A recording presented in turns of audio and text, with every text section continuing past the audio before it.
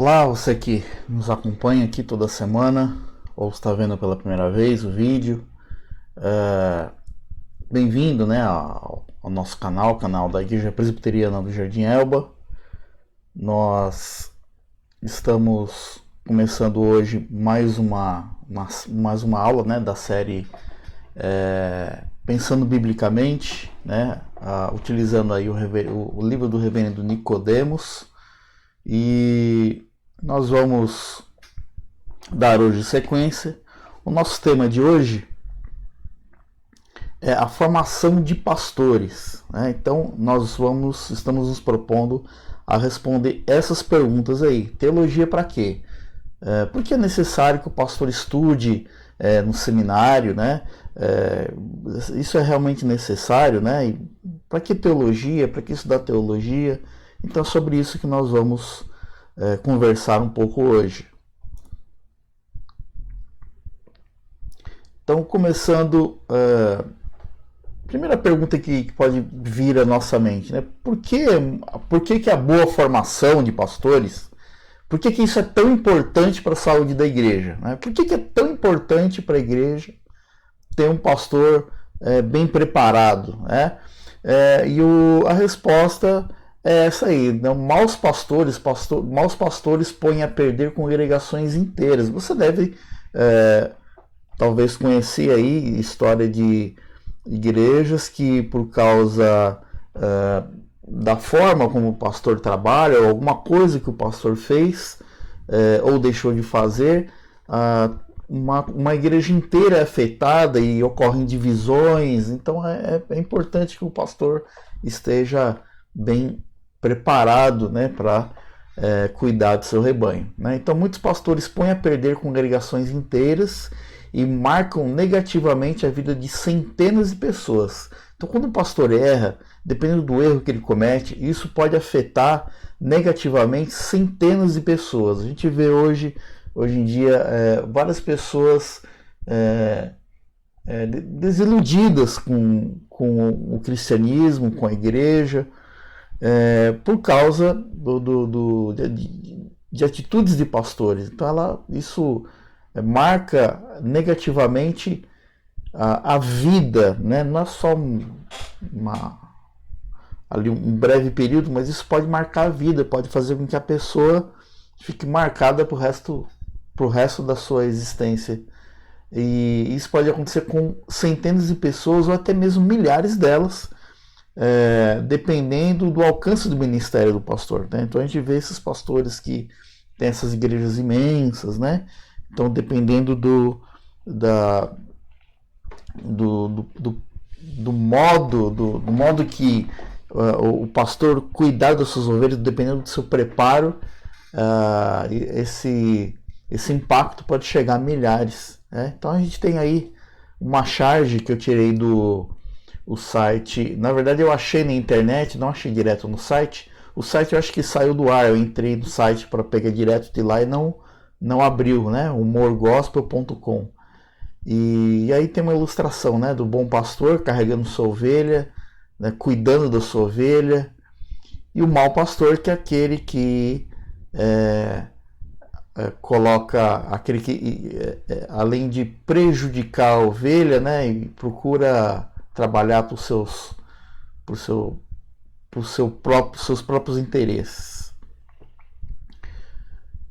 Uma outra pergunta que pode surgir Jesus se preparou? Jesus não fez esse seminário, né? Jesus não fez seminário, por que o pastor tem que fazer seminário? Jesus se preparou sim. Né?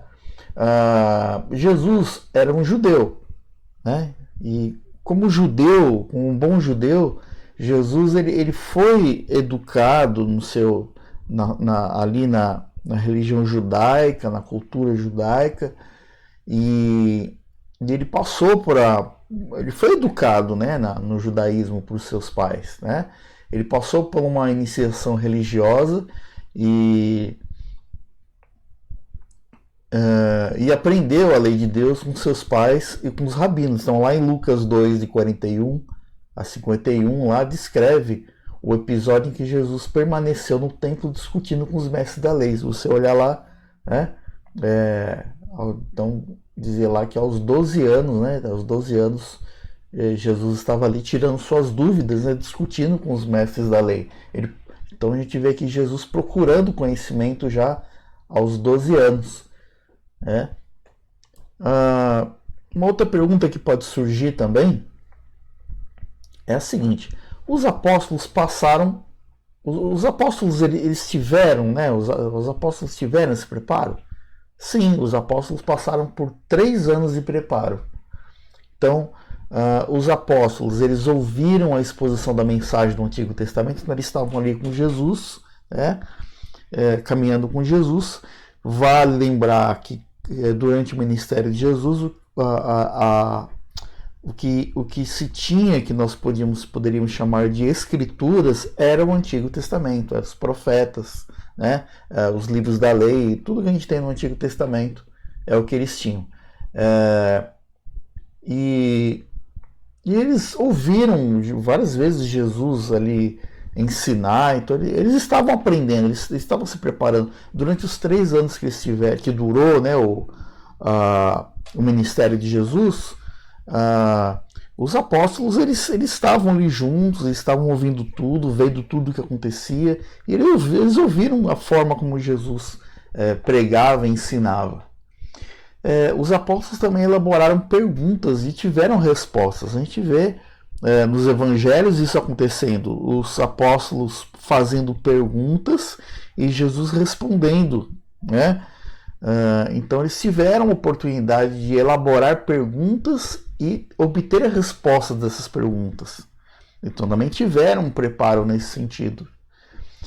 Além de eles fazerem suas perguntas e ter as respostas diretas de Jesus, eles também discutiam entre eles. Vários textos aí dos evangelhos narram a discussão entre eles, né, entre os 12, entre os apóstolos, sobre algum assunto. E eles discutiam entre eles, né, e quanto a essas questões, né, que eles iam aprendendo com Jesus.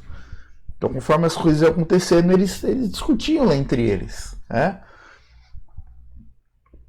Eles também se submeteram a estágios probatórios ao sair para pregar e exercitar o poder do reino de Deus nas cidades. Quando Jesus manda eles para as cidades, quando eles acompanham Jesus nas cidades, eles passaram ali por estágios. Eles de certa forma, fizeram um estágio ali com Jesus, né?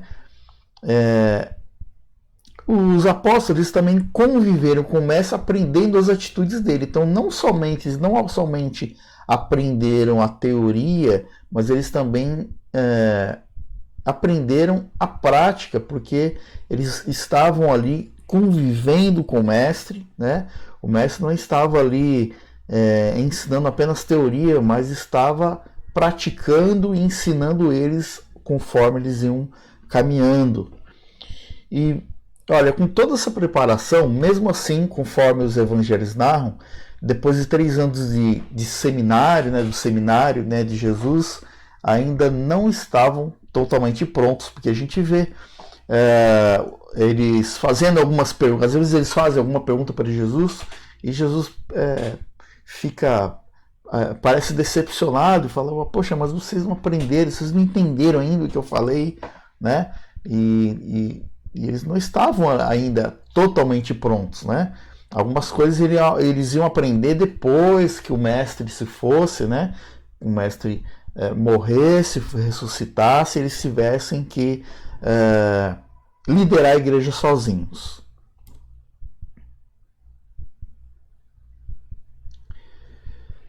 E Paulo, né? Como é que foi? Porque nós falamos dos apóstolos que estiveram com Jesus, que Jesus estiveram ali vendo tudo que Jesus fazia, acompanhando tudo que ele ensinava, os métodos de Jesus.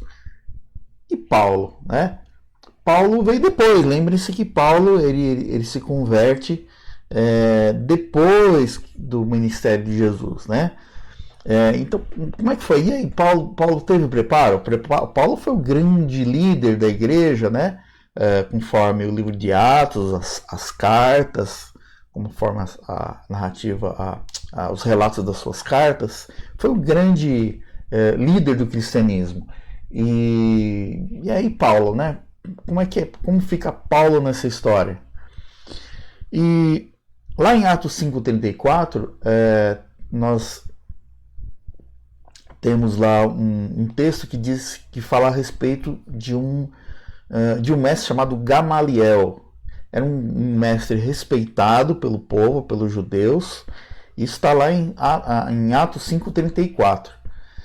E lá em Atos 22, dos versículos 1 a 3, narra aí um acontecimento em que o povo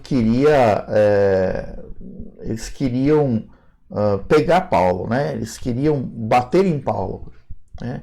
E Paulo pede a palavra, deixa eu falar com o povo, eu quero me explicar para eles. E ele diz isso daí que está narrado, está aí registrado em Atos 22, de 1 a 3. Ele diz: irmãos e pais, ouvi agora a minha defesa perante vós. Quando ouviram que eles falavam em língua hebraica, guardaram ainda maior silêncio. Então eles fizeram silêncio, né? Viram que Paulo ia falar, aí Paulo fala assim: irmãos e pais, ouvi agora a minha defesa perante vós. Só que ele estava falando na língua hebraica, na mesma língua em que o Antigo Testamento foi escrito, na língua que os hebreus falavam. E aí, quando eles notaram isso, eles fizeram um silêncio ainda maior, né? E eles passaram a prestar mais atenção em Paulo. E Paulo continuou: eu sou judeu, nasci em Tarso da Cilícia, mas criei-me nesta cidade e aqui fui instruído aos pés de Gamaliel. Então, Paulo, mesmo antes de se converter, ele já era ensinado, né? Gamaliel, o mestre Gamaliel já ensinava Paulo. Paulo já conhecia muito da sua cultura judaica, né? Do judaísmo, das leis dos profetas, porque ele foi instruído aos pés de Gamaliel. Continuando, segundo a exatidão da lei de nossos antepassados, sendo zeloso para com Deus, assim como todos vós o sois no dia de hoje. Então, Paulo está dizendo, falou: assim como vocês são judeus, eu também sou, eu fui instruído aos pés de Gamaliel. Estamos demonstrando aí que Paulo também teve um preparo. E se a gente continuar a ler, a gente vai ver que, se a gente ler todo o livro de Atos, a gente vai ver que Paulo, após a sua conversão, ele fica um tempo recluso, se preparando, e depois, mais para frente, ele é chamado, né, chamado por Barnabé para acompanhá-lo, né, nas viagens missionárias. E, a princípio, o que é muito interessante você notar nessa história de Paulo é que quando Barnabé chama Paulo, ele começa como um auxiliar de Barnabé, ele começa fazendo um estágio com Barnabé. E à medida em que a história, as narrativas do livro de Atos vão avançando, aí a gente vê que Paulo, quando há aquela discussão lá com João Marcos, né, e Paulo segue seu caminho, né, segue o que nós chamamos hoje de carreira solo, né, então ele segue carreira solo. Então, nós vemos Paulo aqui em formação, então ele aprende aos pés de Gamaliel, ele se converte, ele fica um tempo afastado, mas se preparando. Barnabé o chama a princípio para ser ali o seu ajudante, né? O seu estagiário, o seu companheiro, e depois Paulo passa para a posição de líder. Depois o restante da história a gente conhece. Paulo escreve, planta várias igrejas, escreve para elas, mas tudo isso não aconteceu da noite para o dia. Há um preparo de Paulo também nesse sentido. Então Paulo, ele também teve um preparo. Então nós vemos até agora, Jesus teve preparo, né?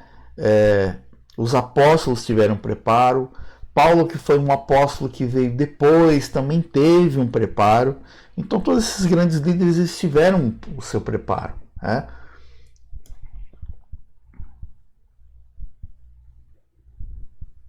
E aí, alguém pode perguntar assim, mas ter uma vida piedosa não é o suficiente? Né? Você ser uma pessoa piedosa, uma pessoa que ora, né, que lê a Bíblia, né, que jejua, né, isso não é suficiente? Né? Alguém pode perguntar isso. Mas isso aí não é suficiente?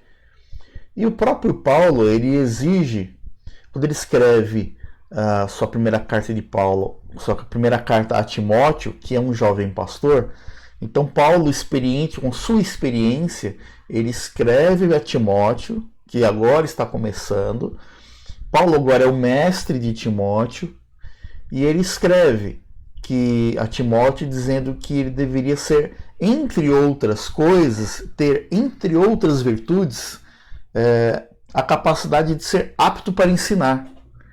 Então, olha só, 1 Timóteo 3, de 1 a 4, vai dizer o seguinte: fiel é a palavra. Se alguém aspira ao episcopado, excelente obra almeja. Então, ele é dizendo assim, olha, se você procura o episcopado, ou trazendo para os nossos dias, né, se você procura o pastorado, né, o sagrado ministério, você almeja uma excelente obra. Mas é necessário, portanto, que o bispo seja irrepreensível, esposo de uma só mulher. Então, olha aqui, está falando do caráter, né? Do caráter do pastor. Então, ele tem que ser irrepreensível, esposo de uma só mulher, né?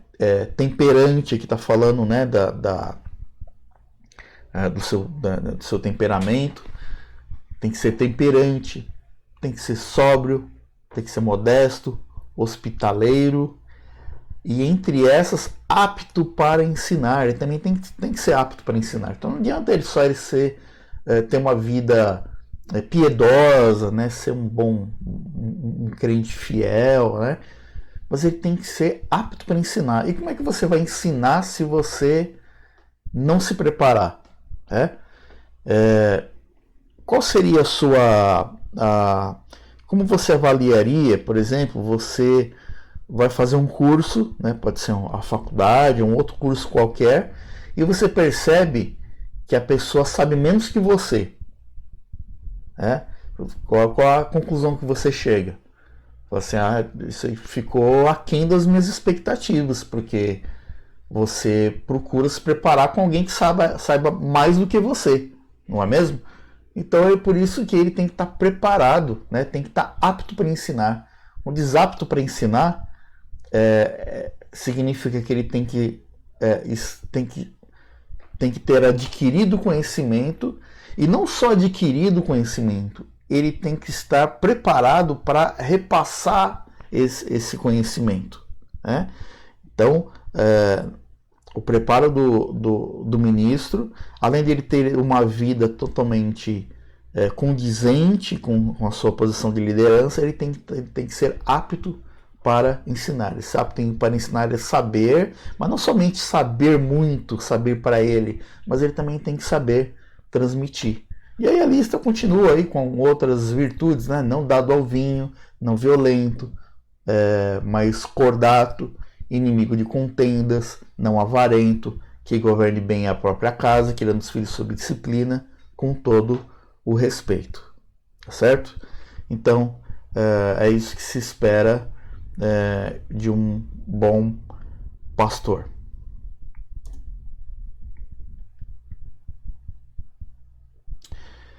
Bom, então nós vimos lá que os apóstolos, Jesus estava ali inserido ali na cultura judaica, os apóstolos também estavam ali naquela cultura, estavam ali aprendendo do mestre. Paulo também foi ensinado aos pés de Gamaliel, ele conhecia toda a cultura judaica, conhecia grego, conhecia hebraico, mas e nós hoje, né? Nos dias de hoje, como é que a gente consegue garantir que novos líderes recebam o tamanho grau de ensinamento e capacitação. Porque, olha, nós temos alguns problemas, né? O instrumento de trabalho do pastor é a Bíblia, né? É o instrumento de trabalho dele. E a gente tem que lembrar que, embora a Bíblia que nós usamos, a Bíblia que você usa na sua casa, na sua igreja, ela está em português, há uma distância dá uma distância entre nós e aqueles homens que foram preparados lá ali nos tempos, nos primeiros séculos da era cristã, porque há uma distância entre nós, há uma distância entre a nossa Bíblia e aquela, né, e as escrituras e os ensinamentos daquela época. Há uma distância linguística. Por que uma distância linguística? O Antigo Testamento ele foi escrito em hebraico e em aramaico, nessas duas línguas, hebraico e aramaico. Existe a língua hebraica, ela ainda é usada lá em Israel, né? Então lá ainda se fala hebraico, mas já não é o mesmo hebraico. O hebraico bíblico e o hebraico contemporâneo são totalmente diferentes, tá? É claro, você vai achar ali algumas coisas em comum, mas se você, por exemplo, estudar o hebraico bíblico e viajar para Israel, você vai ficar boiando, você não vai conseguir se comunicar. Então há uma distância linguística, né? Porque o Antigo Testamento foi escrito em hebraico, na sua maior parte, e alguns trechos em aramaico. O Novo Testamento, por sua vez, foi escrito em grego. Então, o grego é a mesma história. O grego, nós temos o grego bíblico, que nós chamamos de grego koiné. O grego koiné é diferente do grego que é falado hoje na Grécia. Tá? Então, há uma distância linguística, nós não conhecemos o grego. E há uma distância também temporal. Temporal porque tudo o que está narrado na Bíblia aconteceu há mais de 2000 anos atrás. Há uma distância temporal, então há uma distância linguística, que nós falamos português. Há uma distância temporal, porque tudo que está narrado, tudo que está ali aconteceu há 2000 anos atrás. E qual a diferença que isso faz? Faz toda a diferença. Faz toda a diferença, porque algumas coisas que existiam naquela época hoje não existem mais. Há uma distância também geográfica. Por que eu saliento a distância geográfica? Porque é importante, muitas vezes é importante para nós entendermos alguns textos bíblicos, saber algumas particularidades da geografia lá que compõe o pano de fundo do texto. Eu gosto de citar esse exemplo, por exemplo, tem aquele salmo que fala: restaura, Senhor, a nossa sorte como as torrentes do Negueb. A gente lê assim, acha bonito, né? Como as torrentes do Negueb. Mas é importante a gente saber o que tem a ver, né? Torrentes do Negueb. E aí, se colocar no YouTube lá, você vai ver que as torrentes do Negueb é um fenômeno que acontece naquela área, né? Que é aquela água que aparece, né? Após um período de seca, uma água que os nossos olhos vêm do nada.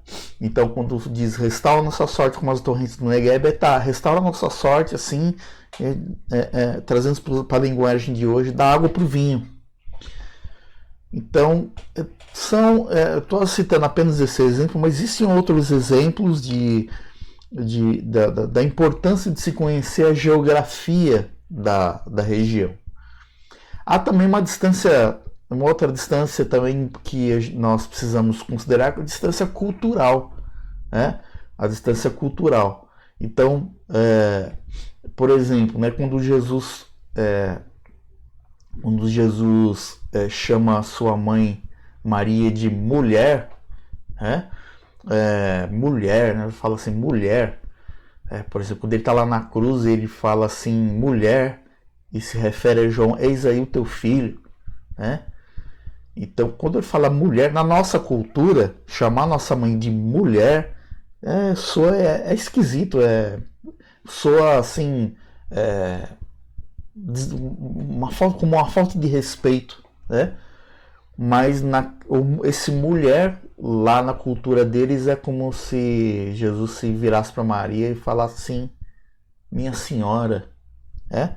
Então, muito pelo contrário, é uma forma respeitosa de Jesus se dirigir à sua mãe. Estou citando esse exemplo, mas existem outros exemplos. Um outro exemplo, por exemplo, na nossa cultura, quando a gente fala assim, fulano de tal agiu pelo coração, nós entendemos que agir pelo coração é agir pela emoção. Só quando você lê na Bíblia a palavra coração, coração ali se refere ao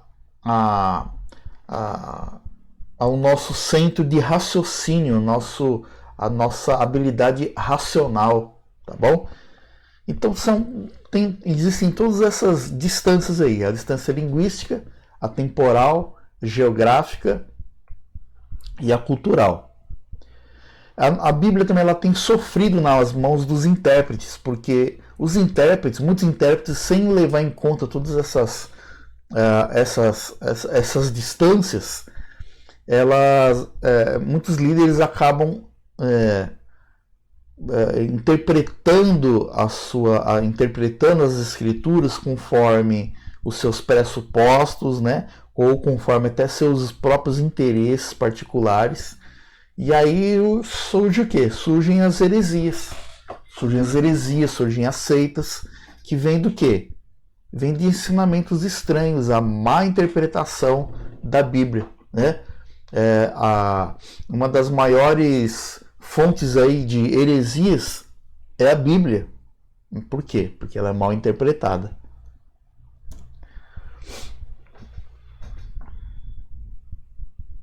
Bom, nos dias de hoje, como é que a gente garante, né? Continuando aí a responder essa pergunta, como é que a gente garante tamanho, grau de ensinamento e capacitação? Eu vou citar aqui algumas matérias que são ensinadas em bons seminários. Eu digo bons seminários, né? Seminários que visam a preparação de pastores, ok?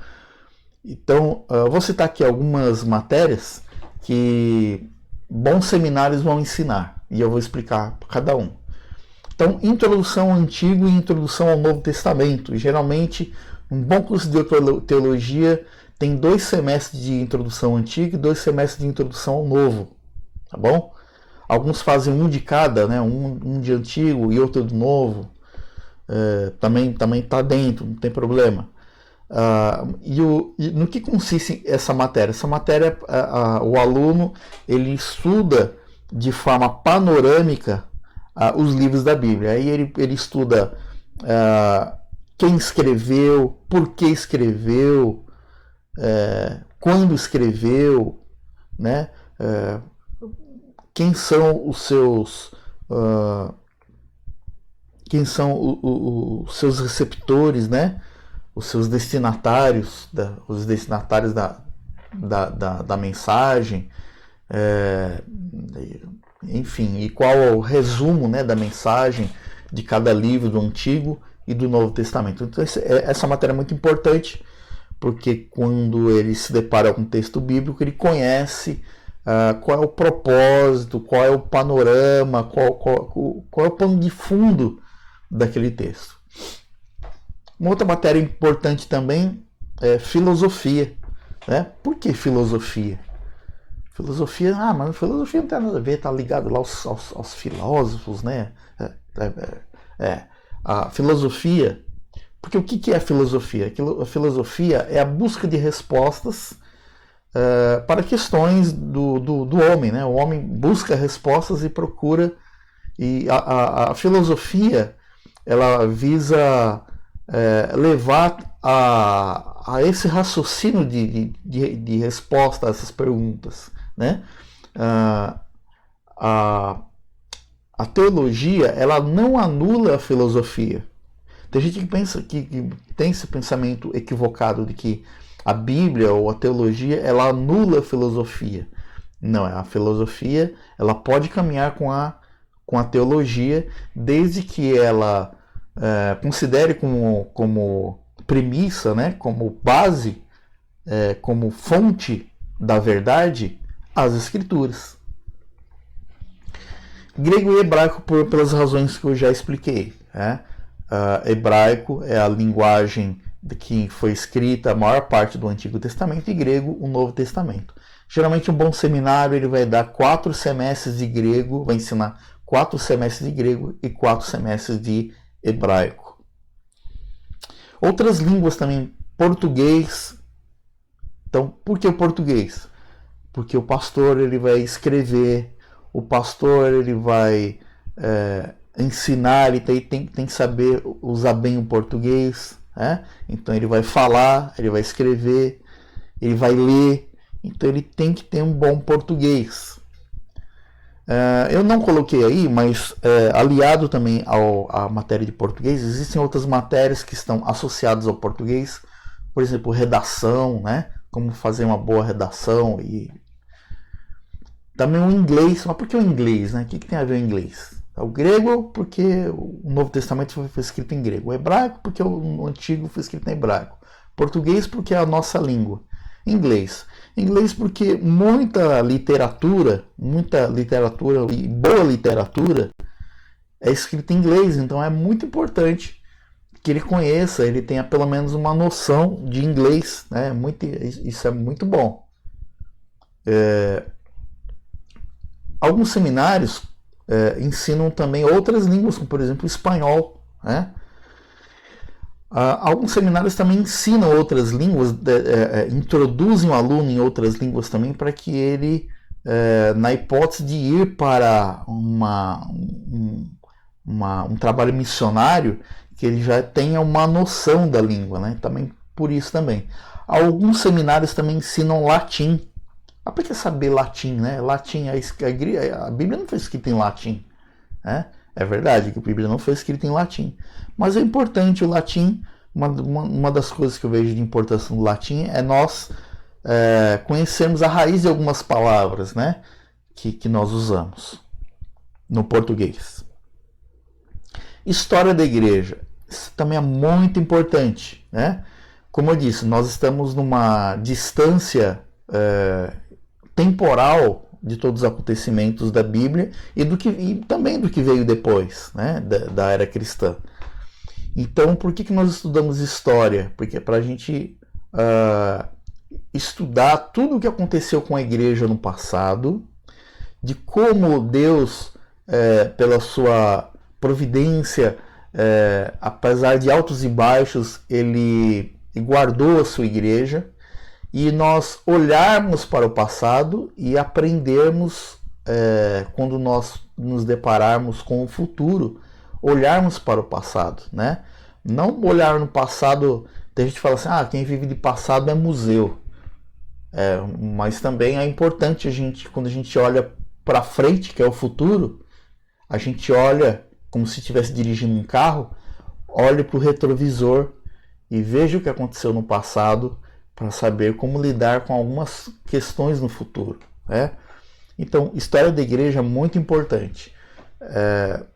História e geografia de Israel. Esse também é muito importante, porque se você não conhece a história de Israel, né, e não tem noção de geografia de Israel, muitos textos bíblicos podem te parecer assim obscuro. E conhecer principalmente a história de Israel faz toda a diferença quando você vai ler a Bíblia, né? Para você se situar, saber por que o autor está escrevendo aquilo. Teologia sistemática. O que é a teologia sistemática? Teologia sistemática é quando é a Bíblia respondendo às principais questões a respeito de Jesus, de Deus, do plano de salvação, da igreja, das coisas futuras, né? Então, a teologia sistemática, imagina que você tem várias perguntas e você começa a responder essas perguntas, e você não só responde essas perguntas, mas organiza essas respostas por assunto, né? Então, isso é teologia sistemática. Tem também um outro ramo da teologia, que é a teologia bíblica. E nós estudamos também no seminário teologia bíblica, tanto do Antigo como do Novo. Geralmente 2 semestres de cada, 2 semestres teologia bíblica do Antigo e 2 do Novo, né? Ou pelo menos um de cada, né?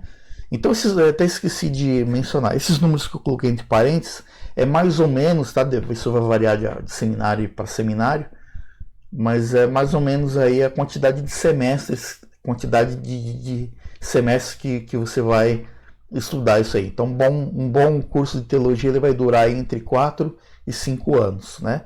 E essa é a quantidade de semestres que você vai estudar essas matérias. Teologia bíblica é o seguinte, teologia bíblica é o contrário da sistemática. A sistemática você tem as perguntas e com base nas escrituras você responde essas perguntas e organiza, né? Você tem de forma organizada essas respostas por assunto. Teologia bíblica é o contrário. Teologia bíblica você não parte das perguntas, mas você parte das próprias escrituras. Você vai estudando as escrituras e vai extraindo as verdades das escrituras, tá bom? Exegese do Antigo e do Novo. O que é exegese? Exegese é quando você pega o texto, pega ali o texto original, faz a sua análise do texto e não. Então é um trabalho de tradução da língua original? Também, não é só isso. Você tem que traduzir, analisar, estudar o contexto geográfico em que aquilo se passa, o contexto histórico, né? Enfim, procurar entender o que o autor ou escritor queria dizer com aquelas palavras quando se dirigiu ao seu destinatário, né? Então, entender o que a pessoa que escreveu queria dizer.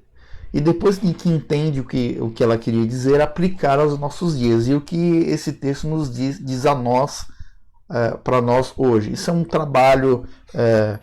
Então tem 4 cada, né? 4 exegeses do Antigo Testamento e 4 do Novo. Cada uma dessas matérias tem que entregar um trabalho. Esse trabalho geralmente tem aí no mínimo 25 páginas, né?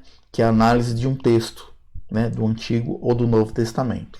Matéria muito importante porque a exegese, o resultado da exegese é o sermão, né? É o sermão que vai ser pregado no domingo. Evangelização e missões, né? Então, entre evangelização e missões, aí, juntando essas matérias, cerca de 4 semestres estudando evangelização e missões. Eu acho que eu fui até generoso, acho que é até mais. Mas vamos ficar com esse número aí, 4, né? 4 semestres aí estudando evangelização, métodos de evangelização, conceitos, né, fundamentos de evangelização e também do trabalho missionário, né? História das missões. Hermenêutica é a habilidade de você interpretar corretamente um texto, né? Você olhar para ler o texto e interpretá-lo corretamente.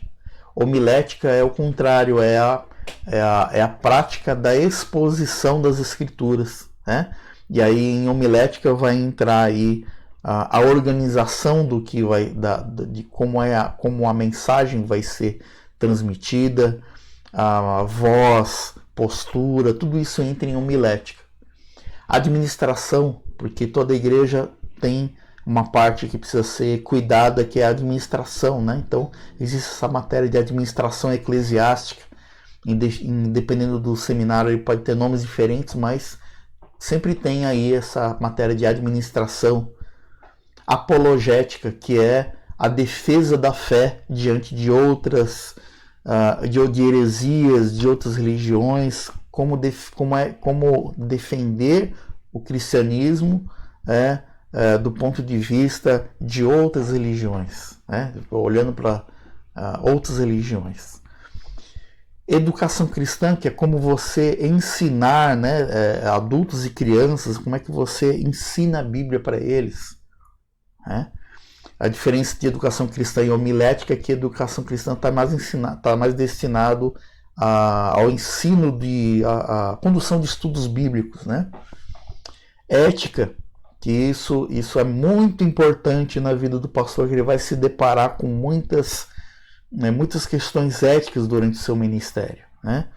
E aconselhamento pastoral, obviamente, porque ele precisa aconselhar suas ovelhas. Então essas são as principais matérias, né? Posso ter esquecido de alguma aqui, mas essas são as principais, né? Então veja como a nossa distância das escrituras, né? A distância geográfica, histórica, cultural, linguística, nos leva a estudar todas essas matérias. Mas por que todas essas matérias? Né? Por exemplo, o apóstolo Paulo teve que estudar tudo isso? Não. Só que ele estava numa outra situação. Ele estava lá. Estava lá 2000 anos atrás. Então ele estava ali dentro do contexto. Era diferente. De lá para cá, muita coisa aconteceu. E aí, por isso, a gente tem que estudar a história da igreja. Muitas heresias surgiram, por isso que a gente tem que estudar apologética. Muitas perguntas surgiram a respeito das escrituras, por isso teologia sistemática. Tá certo? Bom, dentro dessa análise que eu fiz, né, do que um bom seminário ensina, Ricardo, o que você indica então, né? Bom, eu indico o seguinte, vamos por partes. Se você quer ser um pastor e você é membro da igreja presbiteriana, a primeira coisa que você deve fazer é procurar o seu pastor. Tá? Procure o seu pastor. Fala, pastor, eu quero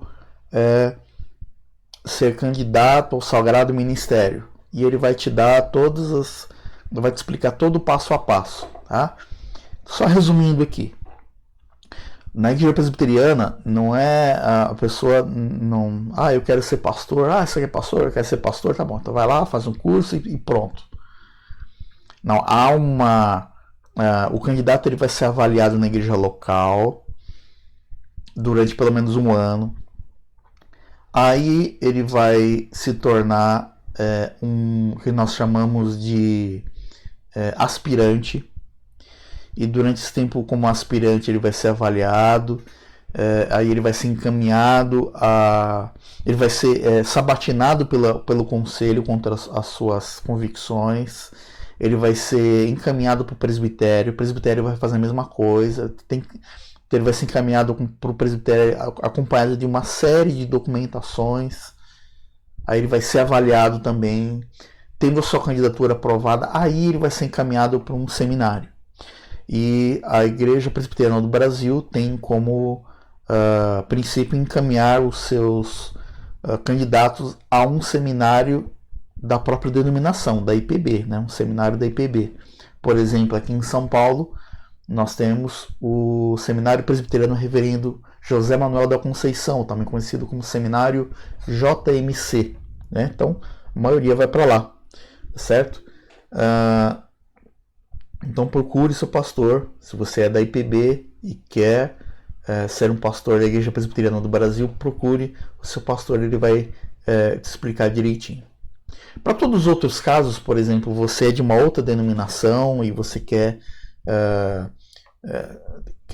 fazer um bom curso teológico, ou você é da IPB, mas você quer fazer um bom curso teológico, mas não é para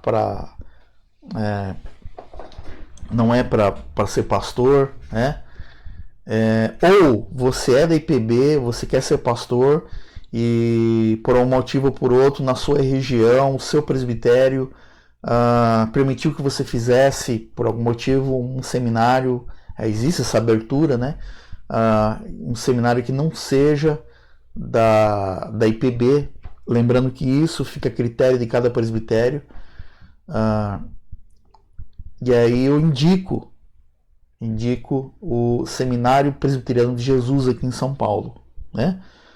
O Seminário Presbiteriano de Jesus ela pertence à Igreja Presbiteriana de Jesus no Brasil, que é uma igreja que vem da Coreia, e ela tem a mesma doutrina, o mesmo ensino da Igreja Presbiteriana do Brasil, tudo igualzinho, tá bom? Então eu indico o Seminário Presbiteriano de Jesus. Eu sei que lá tem alojamento, se você precisar de alojamento, mas eu tô falando aqui, mas você liga lá e se informa direitinho, tá bom? Mas eu indico, lá o curso também são 5 anos, tem todas essas matérias que eu falei e outras mais. Um seminário muito bom. O curso noturno dura 5 anos. Bom, o reverendo Augusto Nicodemos, nesse capítulo, um capítulo que ele trata sobre a formação de pastores, ele diz o seguinte: não estou afirmando que apenas os seminários com extensos cursos de teologia preparam bons pastores. É evidente que não. Olha, é o reverendo Nicodemos falando. Não estou afirmando que apenas seminários com extensos cursos de teologia preparam bons pastores. É evidente que não. O que estou dizendo, todavia, é que não se pode dispensar o sólido treinamento na boa teologia e na sã doutrina. E estou com ele, né? A formação dos nossos pastores, se nós queremos o melhor para as nossas igrejas, então nós devemos preparar bem os nossos pastores. Uma outra citação dele também, finalizando, ele diz o seguinte, ele finaliza dizendo: precisamos de boas escolas de teologia que conjuguem conhecimento com piedade e que sigam a instrução de Paulo para que cresçamos na fé, levando cativo todo pensamento à obediência de Cristo. Certo? Bom, finalizando, vamos voltar às nossas perguntas. Então, a primeira pergunta é: teologia para quê? Por que é necessário que o pastor estude anos em um seminário? Né? Então, nós vimos por que é importante ele estudar anos no seminário. Por causa de toda aquela distância que nós temos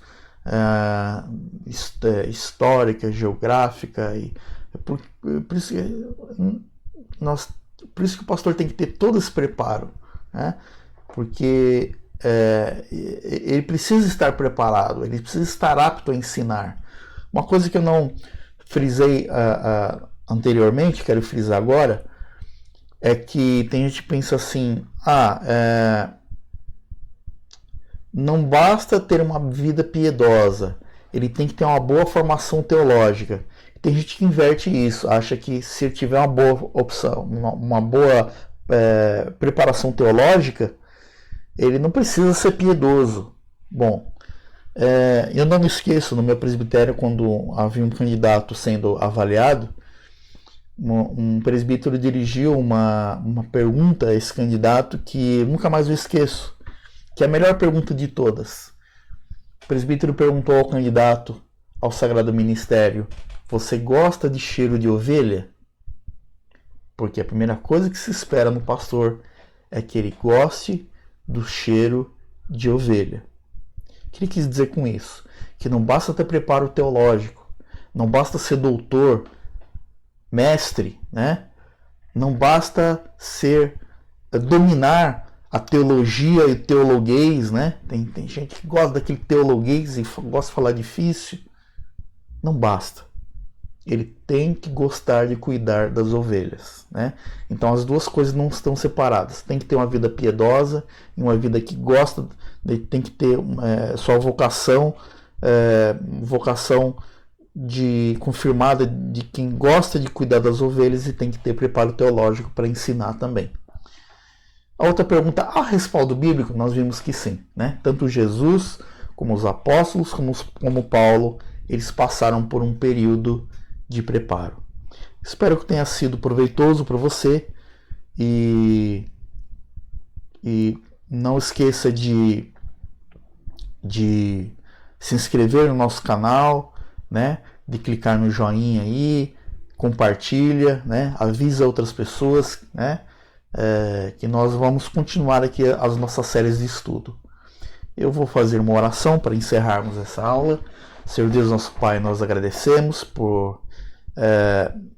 porque o Senhor certamente usou teu servo aqui, ó Pai, para que a verdade fosse dita aqui, ó Pai, a sua verdade fosse exposta aqui, ó Pai. Ó Senhor, nos protege nesses tempos de pandemia, esteja protegendo a cada família e esteja também, ó Pai, cuidando do nosso país, que passa por instabilidade além na área da saúde, às vezes política também, ó Pai. E rogamos também que o Senhor continue a abençoar a vida dos nossos pastores e nos ajuda a preparar cada vez melhor os nossos líderes. É que nós te pedimos agradecidos em nome de Jesus. Amém. Até a próxima.